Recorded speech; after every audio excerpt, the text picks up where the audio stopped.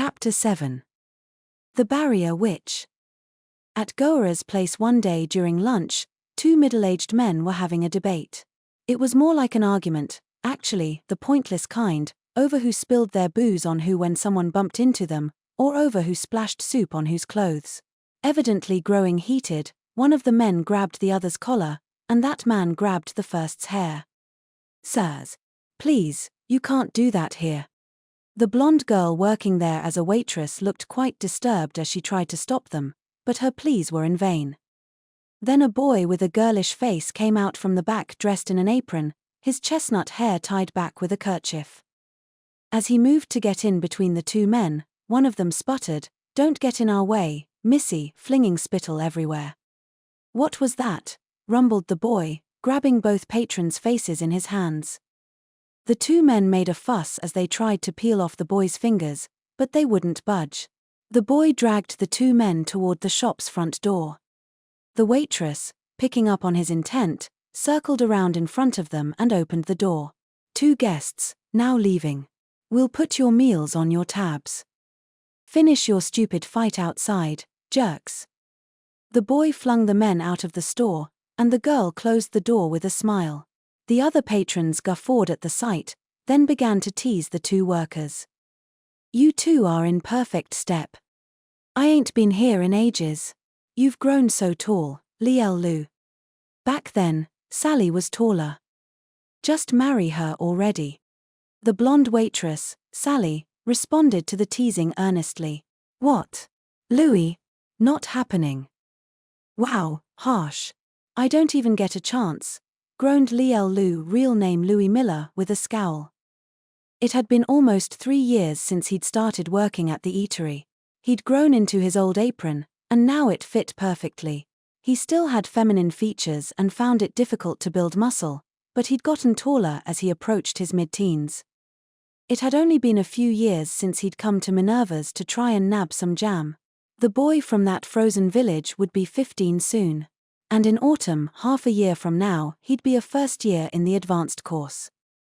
After the lunch rush, Louis shoveled his own meal, soup and bread, into his mouth. Goa, the owner, and Lo, his helper, were cleaning and preparing for the evening, while Goa's daughter Sally sat across from Louis, nibbling on her own piece of bread. "You're so gross when you eat," she said to him. "Why do you have to stuff your face like that? Why do you care? I'm not spilling any." Despite how long ago he'd left home, Louis hadn't quite shaken his habit of wolfing down his food. It was precious, and he didn't want it to be taken. "Ooh, this is why you're not popular with girls. Like you have room to talk. I know all that modesty of yours is fake." Sally didn't flinch at his insult. She wasn't like the proper young ladies at Minerva's, she was used to crude men. She was Goa's daughter, after all, and he had as mean a face as anyone. Sally put a hand up to her fair cheek and pursed her lips. "I'm just trying to get the guy I like to think I'm cute, all right? Then do that act with him, not me." Sally shot him a look like she thought he was hopeless. She was only a year older, but day in, day out, she acted like his older sister. "I can't do it only in front of him. I have to make it a habit. Otherwise I might slip up." "Wow, that's some impressive determination." "Oh, please. As soon as you find a girl you like, you'll want to act cool around her, too." Yeah. When Louis brought his empty dishes to the sink, Goa, who was busy cooking some meat, spoke up. "That reminds me, Lielu. We'll be at Minerva's festival again this year. Give us a hand, would you? The pay'll be great." Louis clenched his fist and gave a whoop.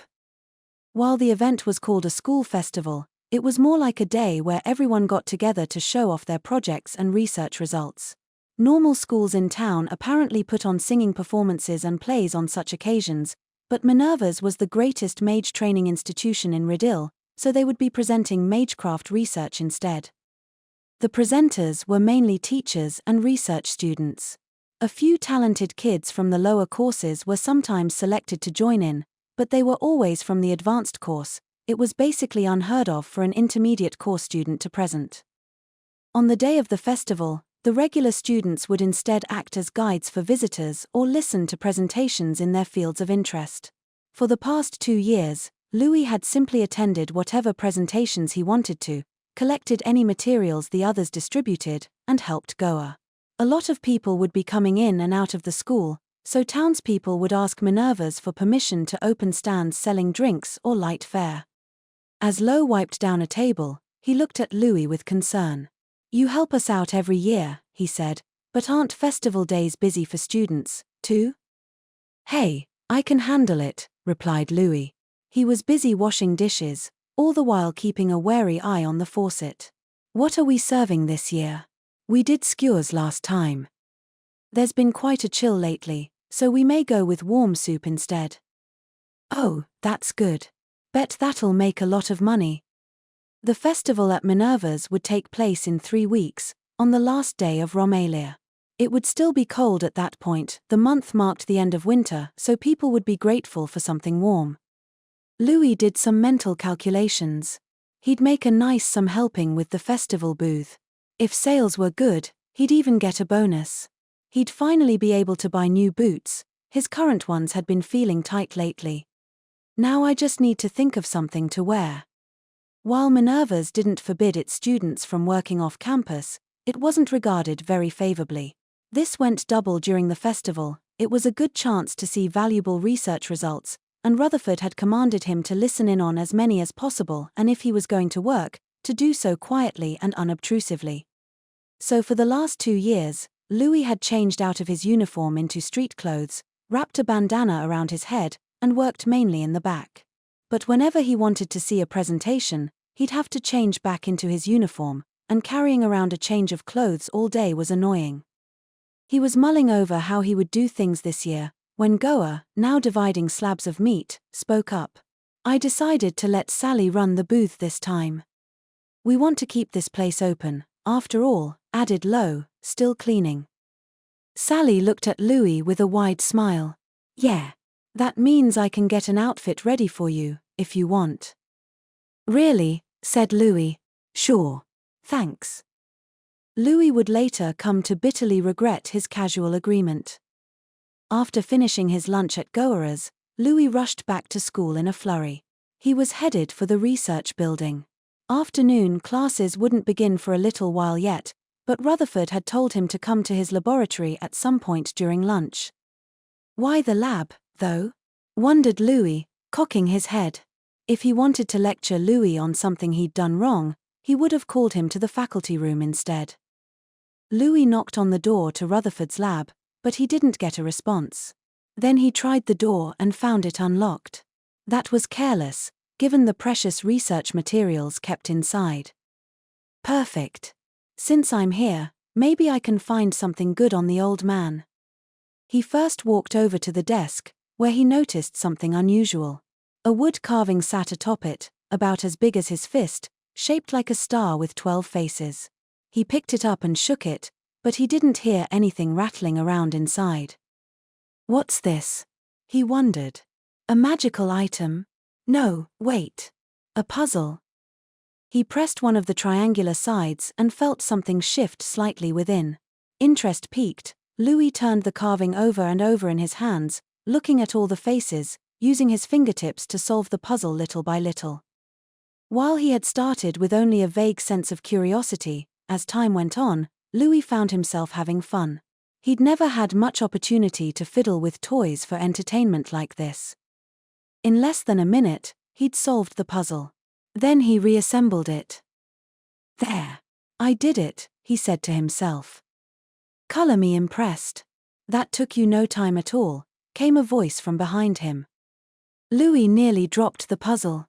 He whipped around to find a female student a few years older than he was standing in the doorway. She had brick-colored hair, tied back in a casual ponytail. She seemed frank and unaffected, easy to get along with. Rather than criticize him for playing with one of Rutherford's possessions, she simply watched him, seeming somehow amused. "Is she in the advanced course?" Louis wondered cautiously. Then the girl strode over and plucked the wooden puzzle from his hand. "I gave this to Mr. Rutherford as a little souvenir from my vacation. It's supposed to take a lot longer than that to solve, though. Is this your first time trying one? Yeah. Now that's really amazing. You must have an excellent aptitude for barrier techniques and formula application. The girl narrowed her eyes and smiled. The expression reminded Louis of a cat dozing in a patch of sun. Louis knew he was infamous even among the advanced course students. This girl wasn't acting cautious around him, though, so he assumed she didn't know that he was the problem child of Minerva's. Just then, the door opened and in came Rutherford, his pipe in his mouth. He glanced between Louis and the girl, his eyes widening. "I didn't realize you were here, Carla," he said. The girl, Carla, frowned slightly and scratched her head. "So, these school festival presentations. Do I really have to take part?" "The bigwigs at the Mags Guild were very insistent," replied Rutherford. "You just have to get onto the training grounds and, well, do your thing. I feel like that's gonna make me stick out like a sore thumb. But it's better than having to whip up all that paperwork, I guess." Not many people acted so casually around Rutherford, but even more than that, Louis was curious what they were talking about. "So she's not a regular student?" Noticing Louis's eyes on Carla, Rutherford pointed the tip of his pipe at the boy. "What a rude old man. Carla, this is Louis Miller, a scholarship student in the intermediate course." "Yeah. I kind of figured as much." Carla didn't seem particularly put off, even after hearing his name. Rutherford scratched the back of his neck. Then he turned to Louis. "This is Carla Maxwell," he said. "She's a scholarship student in the advanced course, and the only student associated with my lab." "Louis Miller, was it? Master Rutherford's told me a lot about you. I'm graduating from the advanced course this year, so we'll have just missed each other. But I plan on sticking around as a research student after that. It's nice to meet you." At Minerva's, you were allowed to join a research lab once you were in the advanced course. Naturally, you couldn't simply choose one for yourself. You needed permission from the teacher in charge. Gideon Rutherford, the mage of violet smoke, was famous for almost never taking on research students. The sole current student he'd approved, his only apprentice, was Carla. Rutherford was ex-military, but Carla wasn't very soldier-like. She appeared to be an ordinary, rather friendly girl. If she's a scholarship student, she must have good grades. I wonder what kind of magecraft she uses. As Louis continued to watch her, Rutherford emptied the contents of his pipe into an ashtray. "Ah, yes. And as for why I called you here, brat. The school finished screening you for progressing to the advanced course and you've been given a special assignment." "Excuse me?" Louis was currently a third year in the intermediate course. In order to progress to the advanced course, you needed to score well enough on the written test and either pass a magic battle exam or submit an essay. While he still couldn't measure up to Rosalie, he'd done very well for himself on the written test. And during the magic battle exam, he hadn't tried to exploit any loopholes in the rules. He'd fought seriously, nothing underhanded, and had passed. That didn't mean he'd stopped thinking it was annoying to have to mutter a bunch of chants and try to hit his opponents with attack magecraft when it would be so much faster to punch them. But if he put his mind to it, Louis could easily bring his opponents down with his magecraft, too. In short, Louis had already fulfilled all the requirements to progress to the advanced course. His face seemed to say, "I don't understand." "You do know what the reason is, don't you?" asked Rutherford. "Hey, how the hell should I?" "It's your behavior, you nitwit. Your awful behavior. Come on, master. You're acting like a child," Carla said, placating him. She didn't seem to mind being caught in the foul mood between this ill-mannered old man and his ill-mannered student. Spat Rutherford. "Anyway, we decided at the faculty meeting that you'll be doing a research presentation for the school festival. Your progression to the advanced course will be decided based on the results." "The festival? That only gives me 3 weeks, you jerk." "Sure does, brat. Better set to it like your life depends on it." Louis was dumbstruck. To begin with, intermediate course students almost never did research presentations. Plus, it would take at least a week just to prepare the materials for it. Some people had been preparing since the previous year. Want some help? A hand of salvation reached out from an unexpected direction. Carla. Once you decide on a topic, I can show you how to draw up all the materials. Louis couldn't sense any ulterior motives or condescension from her, so he decided to simply bow. Thanks. I would appreciate that. No problem. If you need anything, just drop on by. I need to ask you for something, Louis, said Owen, once Louis had returned to their room. His tone was awfully formal. The boy had still been in the beginner course when they'd met, and he'd been smaller even than Louis. He'd gone through a recent growth spurt, though, and now they were about the same height. What do you need? Well, my parents will be visiting Minerva's on the day of the school festival. The festival was one of the precious few days the public was allowed to visit. Not just the Mags Guild but even the students' parents would be coming to observe.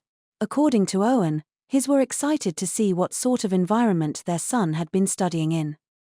And they said they want to see my dorm room, too. Guess you're in trouble, then, said Louis, immediately looking at their beds. Owen was as untidy as ever, and even now his bunk was littered with textbooks and other personal items. Owen's voice sped up. Of course, I'll clean on the day of. But I didn't know if you would want them coming in, so I figured I'd ask you, just to make sure. Louis didn't exactly like the idea of letting strangers into his room, but after 3 years of sharing his space with Owen, he was open to a little compromise. Besides, Louis knew how grateful Owen was to his parents for sending him to Minerva's. Nah, I don't mind, he said. I'll be busy giving a presentation that day, anyway. Won't have time to come back here. So you and your parents can take a load off. A research presentation? Asked Owen, eyes widening. His surprise was only natural considering how uncommon it was.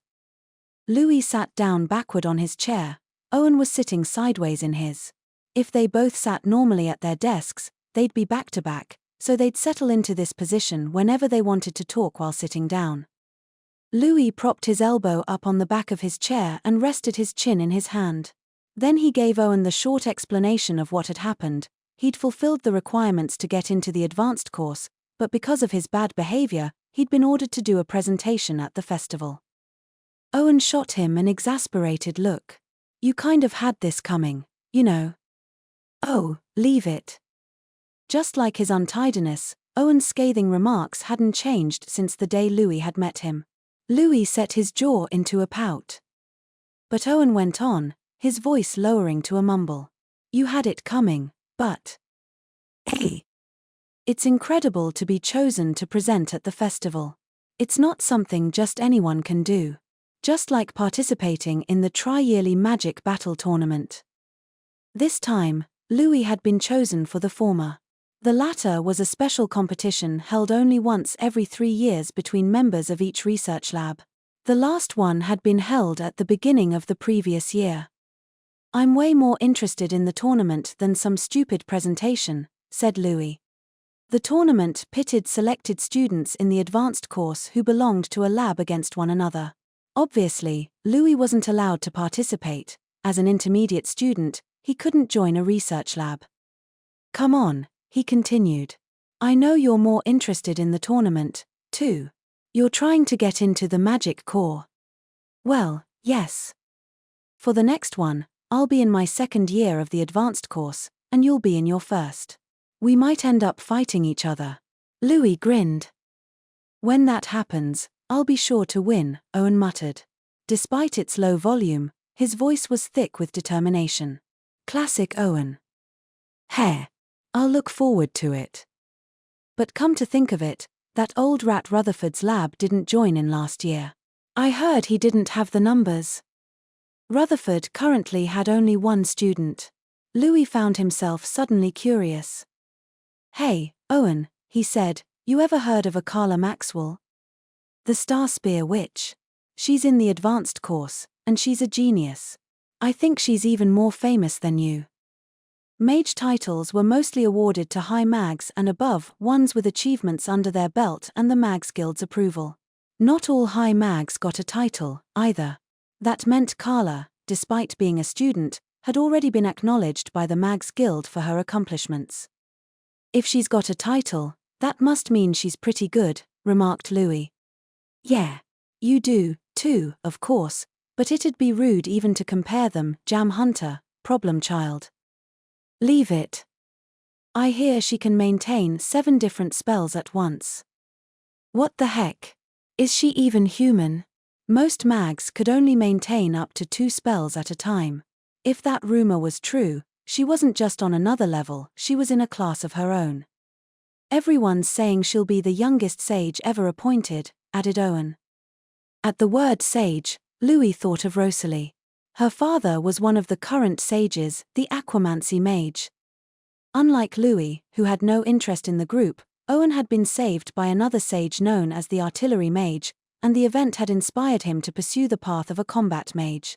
Maybe that was why Owen seemed so much more talkative all of a sudden.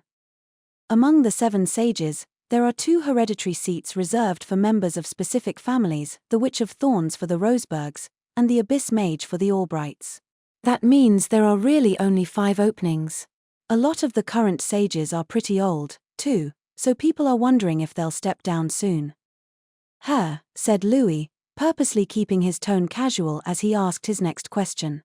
Hey, tell me about the Aquamancy Mage. He doesn't have any crazy achievements like slaying dragons or anything, but he's amazing all the same. He can calm flooding rivers and hold back landslides. He's a splendid mage who has saved many lives. Rosalie must be proud to have him as a father, Louis thought idly, before catching himself with a bitter smile. Back in Dangroats, being proud of one's father had been a completely foreign concept to him. The day after he was assigned to present at the festival, Louis paid a visit to Mega's lab. He'd chosen barrier techniques as his topic, making her help indispensable. Yes, I heard about your presentation at the meeting, said Mega, pushing up the rim of her glasses and looking over the presentation summary Louis had spent all night putting together. I'm surprised, to tell you the truth. That you would choose barrier techniques as your theme, I mean. Why? I can't think of a more interesting topic, said Louis candidly. Mega blinked behind her glasses.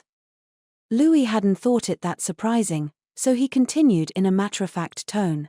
Especially the mage battle barrier. It's brand new, and there's so much room for research. If I have to do a presentation, I want this to be my topic. The technique used mana-dense land to erect a large-scale barrier that could discern physical attacks and nullify them. Plus, it could automatically deploy a spell to displace impacts. The barrier employed a lot of advanced, complex techniques. And since it had just been created, it made for the perfect research topic.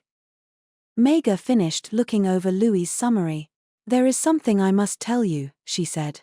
The magic battle barrier was created by the Water Mirror Mage, my master. However, he passed away 3 months ago. Her tone was gentle, a calm remonstration, rather than a lament of her master's death. He was an expert when it came to barrier techniques, she continued. And with him gone, there is no one left who is capable of improving such a complex barrier. What do you mean? If the guy who made it dies, the ones who come after just have to continue his research and figure out how to improve on it. Isn't that how these things go? Louis had always figured the barrier used in magic battles would only continue to improve and develop, but Mega seemed resigned, exhausted, even. You can only say that because you don't know how great the Water Mirror Mage truly was. Yeah, I don't. Louis sniffed.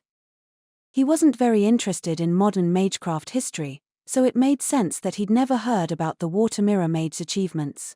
To Louis, he was just the talented old man who'd created the magic battle barrier. All I know, said Louis, is that you're the one who knows the most about barrier techniques at Minerva's. There were several other teachers and research students specializing in the subject, and Louis had seen those mags in action, he'd read their papers, too. Even then, Louis had decided that Mega was the most talented among them. Hence his visit and request. Mega cleared her throat. There's no point flattering me, she said. I hate buttering people up. Louis was telling the truth. Threats and bribes were much easier than flattery. Mega knew his character well enough to realize that. She exhaled a long, slow breath, then nodded. All right. But if we're doing this, I will be uncompromising. Yeah. I already knew that. Borrowing a desk in the corner of her lab, Louis started hammering down the details as Mega supervised. First, he looked at the magic battle barrier's weaknesses, and because of all his independent research into the subject, he could name quite a few. At the same time, he drew formula deployment diagrams, wrote down methods for improvement, and thought about potential spells to add. The magecraft formula was really long. He had filled his desk with paper and was writing letters as small as grains of rice, and yet he was already running out of room. Clauses 19, 57, 177, and 439 are incorrect. Gah! Seriously? Louis hadn't even finished writing the whole thing down before Mega began pointing out mistakes one after the other. He scratched his dry hair, then brought his face closer to the desk to stare at the letters. Mr. Miller, could it be that your eyesight is poor? Never compared it to anyone else's, so I don't know. I definitely have a tougher time with my right eye, though. Louis's vision was pretty unbalanced. Nothing had happened to one or the other eye in particular, he just always had a bit more trouble seeing out of his right.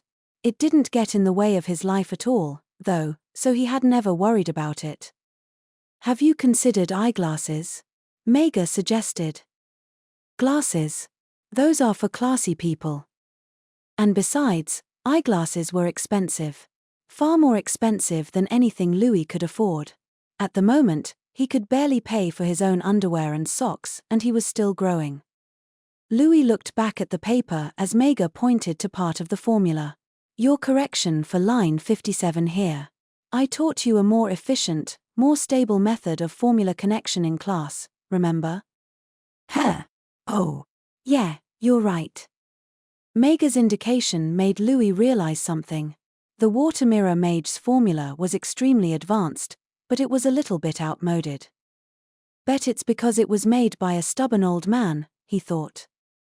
Mega, on the other hand, was a teacher. She was always studying the latest developments in order to teach her students. As a mage, she was flexible enough to accept new information. Louis had a lot of genuine respect for her. Hey, don't you have a title, Ms. Mega? He asked. You're a high mage, right? I do not, she replied.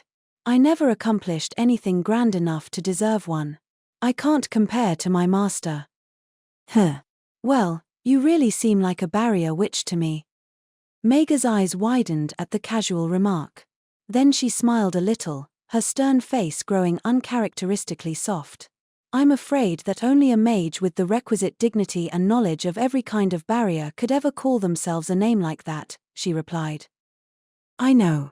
And that's basically you, right? For the first time Louis could remember, Mega barked a laugh.